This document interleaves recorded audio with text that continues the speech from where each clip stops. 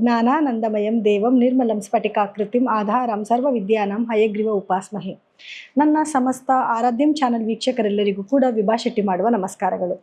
ಈ ದಿನದ ವಿಶೇಷವಾದ ಕಾರ್ಯಕ್ರಮಕ್ಕೆ ತಮಗೆಲ್ಲರಿಗೂ ಸ್ವಾಗತ. ವಿಶೇಷವಾದ ಕಾರ್ಯಕ್ರಮ ಅಂತಂದರೆ ನೋಡಿ, ಜೂನ್ 2ನೇ ತಾರೀಕು ಗುರು ಬದಲಾವಣೆ ಆಗ್ತಾ ಇದೆ. ಅಂದರೆ ಮಿಥುನ ರಾಶಿಯಿಂದ ತನ್ನ ಉಚ್ಚ ರಾಶಿಯಾದ ಕಟಕ ರಾಶಿಗೆ ತನ್ನ ಪತನ ಬದಲಾಯಿಸ್ತಾ ಇದೆ. ಸೊ ಇದರಿಂದ ದ್ವಾದಶ ರಾಶಿಗಳ ಮೇಲೆ ಏನೆಲ್ಲ ಪರಿಣಾಮ ಬೀರ್ತಾ ಇದೆ ಅನ್ನೋದ್ರ ಬಗ್ಗೆ ನೋಡೋಣ, ತಿಳ್ಕೊಳ್ಳೋಣ ಬನ್ನಿ. ಮೊದಲನೇದಾಗಿ ನಾವು ಯಾವ ದಿನ ಚೇಂಜ್ ಆಗ್ತಿದೆ, ಯಾವ ಸಮಯದಲ್ಲಿ ಅಂತ ನೋಡೋಕೆ ಬಂದಾಗ, ಜೂನ್ 2ನೇ ತಾರೀಕು ಬೆಳಗಿನ ಜಾವ 2:26 ತನ್ನ ಪತನ ಬದಲಾಯಿಸಿದಾನೆ. ಅಂದರೆ ಮಿಥುನ ರಾಶಿಯಿಂದ ಕಟಕ ರಾಶಿಗೆ ತನ್ನ ಪತನ ಬದಲಾಯಿಸ್ತಾ ಇದ್ದಾನೆ. ಮೊದಲೇ ಹೇಳಿದಾಗೆ ಕಟಕ ರಾಶಿ ಅನ್ನೋದು ಜಲತತ್ವದ ರಾಶಿಯಾಗಿದೆ ಮತ್ತು ಗುರುಗೆ ತನ್ನ ಉಚ್ಚ ಸ್ಥಾನ ಕೂಡ ಆಗಿದೆ. ಸೊ ಇದರಿಂದ ನಮ್ಮ ಸುತ್ತಮುತ್ತಿನ ಒಂದು ಪರಿಸರದಲ್ಲಿ ಏನೆಲ್ಲ ಬದಲಾವಣೆನ ನಾವು ನೋಡ್ಬೋದು ಅಂತಂದರೆ ನೋಡಿ, ಜಲರಾಶಿ ಆಗಿರೋದ್ರಿಂದ ಮಳೆ ಬೆಳೆ ತುಂಬ ಚೆನ್ನಾಗಿ ಬರುತ್ತೆ. ರೈತರಿಗೆ ತುಂಬ ಉತ್ತಮವಾದ ಬೆಳೆನ ನೋಡುವಂಥದ್ದು ಅಥವಾ ಒಳ್ಳೆ ಇಳುವರಿನ ನೋಡುವಂಥ ಒಂದು ಸಮಯ ಆಗಿರುತ್ತೆ.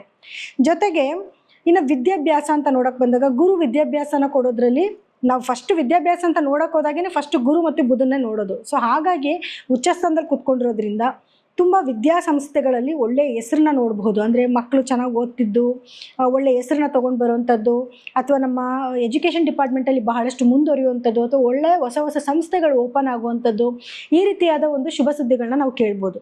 ಧರ್ಮ ಕಾರ್ಯಗಳು ಅಂದರೆ ಈಗ ದೇವಸ್ಥಾನ ಆಗಿರ್ಬೋದು, ಮಠ ಆಗಿರ್ಬೋದು, ಈ ವಿಚಾರಗಳಲ್ಲಿ ತುಂಬ ಎತ್ತರವಾದ ಸ್ಥಾನಕ್ಕೆ ಹೋಗ್ತಾರೆ. ಅಂತಂದರೆ ತುಂಬ ಪ್ರಸಿದ್ಧಿ ಹೊಂದುವಂಥದ್ದು, ಅಂದರೆ ಮಠಗಳಲ್ಲಿ ಒಳ್ಳೊಳ್ಳೆ ಕೆಲಸ ಕಾರ್ಯಗಳನ್ನ ಮಾಡುವಂಥದ್ದು, ಧರ್ಮ ಕಾರ್ಯಗಳನ್ನ ಮಾಡುವಂಥದ್ದು, ತುಂಬ ಜನಕ್ಕೆ ಅದರಿಂದ ಹೆಲ್ಪ್ಫುಲ್ ಆಗುವಂಥದ್ದು, ಈ ರೀತಿ ಎಲ್ಲ ಒಂದು ಬದಲಾವಣೆಗಳನ್ನ ನಾವು ಗುರುವಿನ ಬದಲಾವಣೆಯಿಂದ ನೋಡಬಹುದು. ಅದರಲ್ಲೂ ಗುರು 31/10/2026 ಕೂಡ ಅದೇ ಕಟಕ ರಾಶಿಯಲ್ಲಿ ತನ್ನ ಸಂಚಾರನ ಬೆಳೆಸ್ತಾನೆ. ಅದಾದಮೇಲೆ ಸಿಂಹರಾಶಿಗೆ ತನ್ನ ಪತನ ಬದಲಾಯಿಸ್ತಾನೆ. ಸೊ ಹಾಗಿದ್ರೆ ದ್ವಾದಶ ರಾಶಿಗಳ ಮೇಲೆ ಏನೆಲ್ಲ ಪರಿಣಾಮ ಬೀರ್ಬೋದು ಇದರಿಂದ ಅನ್ನೋದನ್ನ ನೋಡೋಣ ಬನ್ನಿ. ನಾನು ಆಗಲೇ ಸಮಯನ ಹೇಳಿದೆ, 2:26 2ನೇ ತಾರೀಕು ಜೂನ್ ತಿಂಗಳಲ್ಲಿ ಗುರು ತನ್ನ ಪತನ ಬದಲಾಯಿಸ್ತಾನೆ ಅಂತ. ಸೊ ಆ ಸಮಯಕ್ಕೆ ನಾವೊಂದು ಹಾರೋಸ್ಕೋಪ್ ಹಾಕಿ ನೋಡಿದಾಗ ಗ್ರಹಗಳ ಸ್ಥಾನಮಾನ ಹೇಗಿರುತ್ತೆ ಅಂತ ನೋಡಿದ್ರೆ ನೋಡಿ, ಮೊದಲನೇದಾಗಿ ಗುರು ಬಂದು ಕಟಕ ರಾಶಿನಲ್ಲಿ ಸ್ಥಿತನಾಗಿದ್ದರೆ, ಇನ್ನು ಬುಧ ಮತ್ತು ಶುಕ್ರರು ಮಿಥುನ ರಾಶಿನಲ್ಲಿ ಸ್ಥಿತನಾಗಿರ್ತಾರೆ. ಹಾಗೆ ಸೂರ್ಯಗ್ರಹ ವೃಷಭ ರಾಶಿನಲ್ಲಿ ಸ್ಥಿತನಾಗಿದ್ದರೆ, ಮೇಷ ರಾಶಿನಲ್ಲಿ ಕುಜ ಹಾಗೂ ಮೀನ ರಾಶಿನಲ್ಲಿ ಶುಕ್ರ ಗ್ರಹ ಸ್ಥಿತನಾಗಿರ್ತಾನೆ. ಹಾಗೂ ಶುಕ್ರನಲ್ಲಿ ಮೀನ ಲಗ್ನನೇ ನಮಗೆ ತಗೊತಾ ಇದೆ. ಚಂದ್ರ ಧನಸ್ಸು ರಾಶಿನಲ್ಲಿ ಸ್ಥಿತನಾಗಿದ್ದರೆ, ಕೇತು ಸಿಂಹ ರಾಶಿನಲ್ಲಿ ಸ್ಥಿತನಾಗಿರ್ತಾನೆ. ಹಾಗೂ ರಾಹು ಕುಂಭ ರಾಶಿನಲ್ಲಿ ಸ್ಥಿತನಾಗಿರ್ತಾನೆ.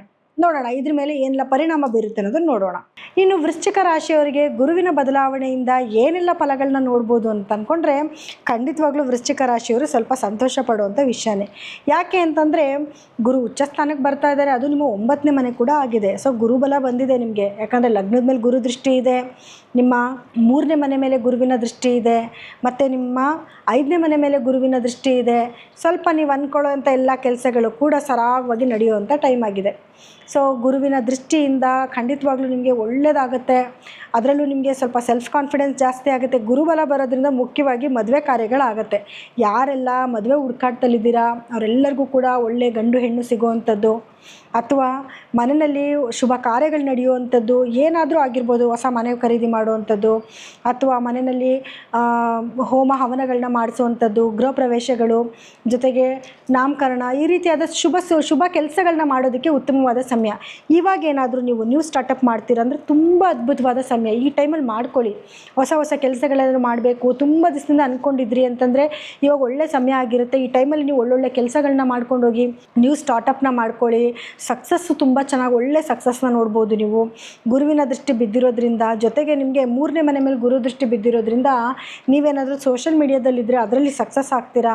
ನಿಮ್ಮ ಸ್ನೇಹಿತರಿಂದ ನಿಮಗೆ ಸಹಕಾರಗಳಾಗುತ್ತೆ, ನಿಮ್ಮ ಸಿಬ್ಲಿಂಗ್ಸಿಂದ ನಿಮಗೆ ಸಹಕಾರಗಳಾಗುತ್ತೆ. ಜೊತೆಗೆ ನೀವು ಆಡ್ತಿರೋ ಮಾತಲ್ಲಿ ಸ್ವಲ್ಪ ಸಾಫ್ಟ್ನೆಸ್ ಬರುತ್ತೆ, ಯಾಕಂದರೆ ಚಂದ್ರನು 2ನೇ ಮನೆಯಲ್ಲಿದ್ದಾನೆ. ಹಣದ ಚಲಾವಣೆ ತುಂಬ ಚೆನ್ನಾಗಿರುತ್ತೆ. ಪ್ರತಿದಿನ ನೀವು ಹಣನ ನೋಡಬಹುದು.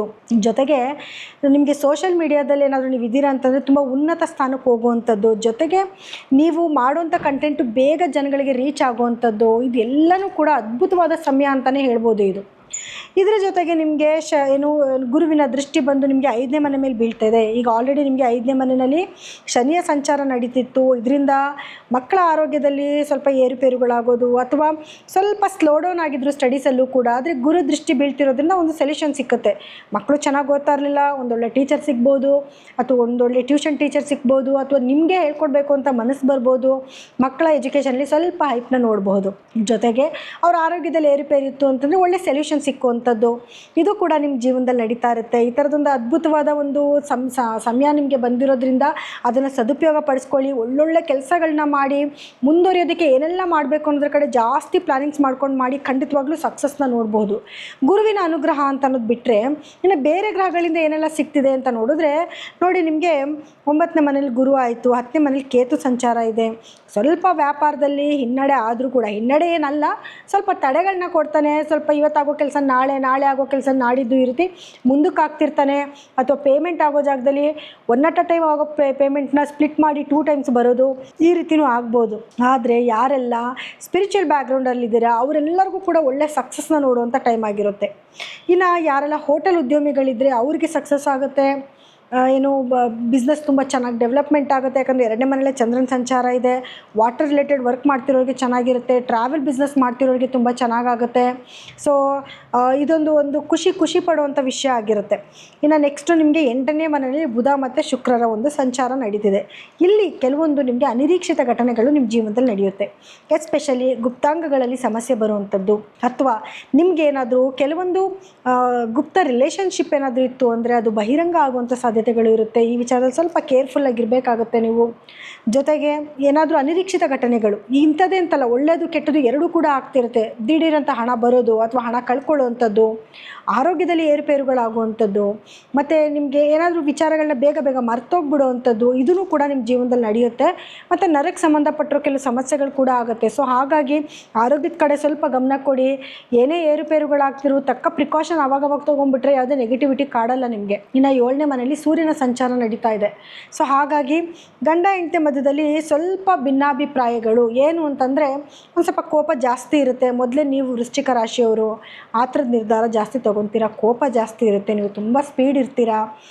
ಗಂಡ ಹೆಂಡತಿ ಮಧ್ಯದಲ್ಲಿ ಏನೋ ವೈಮನಸ್ಸೆ ಬರುವಂಥದ್ದು. ಈಗ 7ನೇ ಮನೆಯಲ್ಲೇ ಸೂರ್ಯನ ಸಂಚಾರ ಇರೋದ್ರಿಂದ ಸ್ವಲ್ಪ ಏರುಪೇರುಗಳು ಆಗ್ತಾ ಇರುತ್ತೆ. ಬಿಕಾಸ್ 7ನೇ ಮನೆ ಅಧಿಪತಿನೂ 8ಕ್ಕೆ ಹೋಗಿದ್ದಾನೆ, ಅವ್ರ ಆರೋಗ್ಯದಲ್ಲೂ ಏರುಪೇರುಗಳಾಗುವಂಥದ್ದು, ಜೊತೆಗೆ ಕೋಪ ಜಾಸ್ತಿ ಆಗುವಂಥದ್ದು, ಅದರಿಂದ ಸ್ವಲ್ಪ ಮಾತು ಜಾಸ್ತಿ ಆಗುವಂಥದ್ದು ಇದು ಕೂಡ ಆಗುತ್ತೆ. ಸ್ವಲ್ಪ ನೀವು ಆ ಥರ ಏನೋ ಸಮಸ್ಯೆಗಳು ಬಂದಾಗ ಒಂಚೂರು ನೀವೇ ಸ್ಲೋ ಡೌನ್ ಆಗಿ ನೀವೇ ಸ್ವಲ್ಪ ತಾಳ್ಮೆ ತಗೊಳ್ಳಿ. ಯಾಕಂದ್ರೆ ನಿಮ್ಮ ಸಮಯನೇ ಈ ಥರ ಇರೋದ್ರಿಂದ ಸ್ವಲ್ಪ ಎಲ್ಲನೂ ಅಡ್ಜಸ್ಟ್ ಮಾಡ್ಕೊಂಡು ಹೋಗಬೇಕಾಗುತ್ತೆ. ಯಾಕಂದರೆ ಉತ್ತಮವಾದ ಸಮಯನೂ ಬಂದಿದೆ, ಜೊತೆಯಲ್ಲಿ ಸಣ್ಣ ಪುಟ್ಟ ಒಂದು ನೆಗೆಟಿವಿಟಿ ಕೂಡ ಇರುತ್ತೆ. ಎಲ್ಲನೂ ನೀವು ಬ್ಯಾಲೆನ್ಸ್ ಮಾಡ್ಕೊಂಡು ಹೋಗೋದೇ ಜೀವನ ಆಗಿರುತ್ತೆ. ಇನ್ನು ನಿಮಗೆ 6ನೇ ಮನೆಯಲ್ಲಿ ಕುಜನ ಸಂಚಾರ ಅಂದರೆ ನಿಮಗೆ ಲಗ್ನಾಧಿಪತಿನೇ 6ನೇ ಮನೇಲಿ ಸಂಚಾರ ಮಾಡ್ತಾ ಇದ್ದಾನೆ. ಸೊ ಯಾರೆಲ್ಲ ಮಕ್ಕಳು ಕಾಂಪಿಟೇಟಿವ್ ಎಕ್ಸಾಮ್ ಬರೀಬೇಕು ಅಂದ್ಕೊಂಡಿದ್ರೆ ಅದರಲ್ಲಿ ಸಕ್ಸಸ್ ಆಗ್ತೀರಾ, ಭೂಮಿಗೆ ಸಂಬಂಧಪಟ್ಟಿರೋ ವ್ಯವಹಾರಗಳು ಯಾರಾದರೂ ಮಾಡ್ತೀರಾ ಅದರಲ್ಲಿ ಸಕ್ಸಸ್ನ ನೋಡಬಹುದು. ಶತ್ರುಗಳ ಕಾಟ ಖಂಡಿತವಾಗ್ಲೂ ಜಾಸ್ತಿ ಇರುತ್ತೆ, ಆದರೆ ನೀವೇ ವಿನ್ ಆಗ್ತೀರಾ, ಅದೊಂದು ಸಂತೋಷದ ವಿಷಯ. ನೀವೇನಾದರೂ ಈ ಸಮಯದಲ್ಲಿ ಲೋನ್ಗಳು ಅಪ್ಲೈ ಮಾಡಿದರೆ ಲೋನ್ ಸಿಗುತ್ತೆ. ಲೋನ್ನ ಸ್ವಲ್ಪ ಅವಾಯ್ಡ್ ಮಾಡ್ಕೊಳ್ಳೋದೇ ಒಳ್ಳೆಯದು, ಆದರೆ ಲೋನ್ಗಳು ಅಪ್ಲೈ ಮಾಡಿದರೆ ಖಂಡಿತ ಲೋನ್ಗಳಾಗುತ್ತೆ. ಜೊತೆಗೆ ಕೋರ್ಟಲ್ಲಿ ಕೇಸ್ ಇತ್ತು ಅಂದರೆ ಕೇಸ್ ನಿಮ್ಮ ಪರವಾಗಿ ಆಗುವಂಥದ್ದು ಇದು ಕೂಡ ಆಗ್ತಾಯಿದೆ. ಸೊ ಕೆಲವೊಂದು ನಿಮಗೆ ಕೆಟ್ಟದ್ದು ಇದೆ, ಕೆಲವೊಂದು ಒಳ್ಳೆಯದು ಕೂಡ ಇದೆ. ಸೊ ಹಾಗಾಗಿ ಒಳ್ಳೆಯದನ್ನು ಜಾಸ್ತಿ ತೊಗೊಳ್ಳಿ.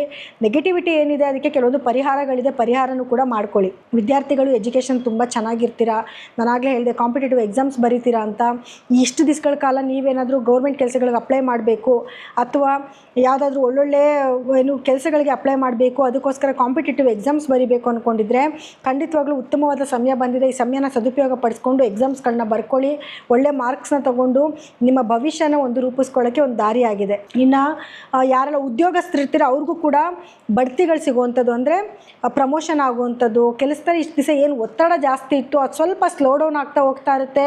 ನೀವು ಒಳ್ಳೆ ಉನ್ನತ ಸ್ಥಾನಕ್ಕೆ ಹೋಗೋದಕ್ಕೆ ಒಳ್ಳೆ ಅವಕಾಶಗಳನ್ನ ಕೂಡ ನಿಮಗೆ ಗ್ರಹಗಳು ಮಾಡಿಕೊಡ್ತಾ ಇದ್ದಾವೆ. ಸೊ ಇದೆಲ್ಲ ಒಂದು ಖುಷಿ ಪಡುವಂಥ ವಿಷಯನೇ ಆಗಿದೆ.